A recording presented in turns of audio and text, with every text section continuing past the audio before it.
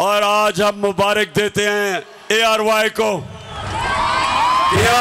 और हम खास तौर पे इस्लामाबाद हाई कोर्ट का, हम सारी कौम अप्रिशिएट करती है इस्लामाबाद हाई कोर्ट को कि उन्होंने आज़ादी राय के ऊपर, आज़ादी सहाफत के लिए स्टैंड लिया। और ये जो फैशिस्ट गवर्नमेंट है, ये जो लोगों को मीडिया के ऊपर जुल्म, कंट्रोल, अच्छे अच्छे सहाफियों के ऊपर जुल्म, अरशद शरीफ जैसा एक मुहिब्बे वतन पाकिस्तान गया हुआ है, साबिर शाकिर मुल्क से बाहर है, इस हुकूमत के दहशतगर्दी की वजह से एयाज मीर जैसा दानिश्वर, समी इब्राहिम, उनको इन्होंने मारने की कोशिश की।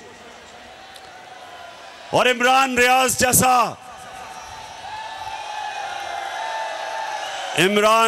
जैसा बाज़मीर सहाफी, उसको जेल में डाला, ARY को बंद किया, बोलने जब दिखाना शुरू किया उसको बंद किया।